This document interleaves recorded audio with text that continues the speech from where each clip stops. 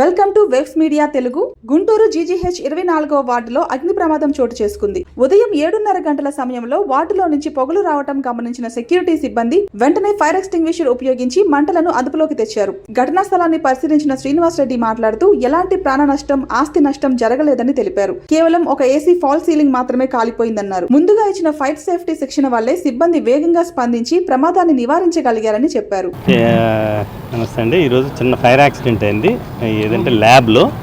So నిన్న వీళ్ళు night 5:30 close చేసుకొని వెళ్ళిన తర్వాత ఈరోజు మార్నింగ్ 7:30 సుమారు 7:30 ప్రాంతంలో ఈ సెక్యూరిటీ వాళ్ళు స్మోక్ వచ్చేది గమనించి ఇమీడియట్గా వెళ్ళిపోయి ఫైర్ ఎక్స్టింగ్విషర్స్తో కంప్లీట్గా ఎక్స్టింగ్విష్ చేయడం జరిగింది.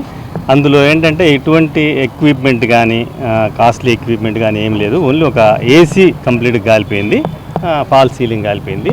సో ఎవరికి కూడా ఎటువంటి ఇంజూరీస్ కానీ ఏం లేదు.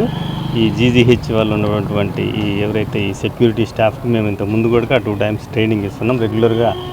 ఇంతకుముందు ఒక న్యూస్ ఆర్టికల్ దాని మీద కూడా వచ్చి వీళ్ళకి ట్రైనింగ్ ఇవ్వడం జరిగింది.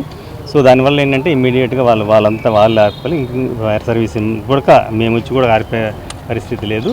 ఎందుకంటే ప్రాథమిక దశలోనే వాళ్ళు ఆర్పేసుకున్నారు. సో ఎవరికి ఎటువంటి నష్టం లేదు. చిన్న ఫైర్ యాక్సిడెంట్.